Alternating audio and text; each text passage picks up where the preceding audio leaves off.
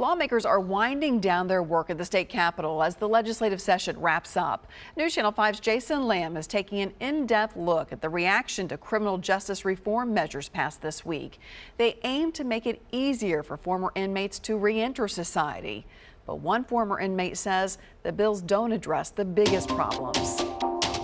This week, the state legislature passed the governor's proposed criminal justice reform legislation, proposing alternatives to jail and prison for some offenders, and a bill to give offenders a greater chance at success after re-entering society. Robert SHERRILL is a former convict who's now a successful entrepreneur and received pardons from both President Trump and Governor Bill Haslam. He says the criminal justice legislation doesn't go far enough. We are regular people, okay?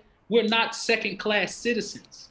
The moment we do our time and get out, we deserve success just like any other human being on this earth. In particular, SHERRILL is pushing for voting rights legislation. Current law bars anyone from having their voting rights restored if they owe child support, something that can quickly add up behind bars. SHERRILL says voting rights and child support payments should be separate. It's civil. Allow it to be a separate issue.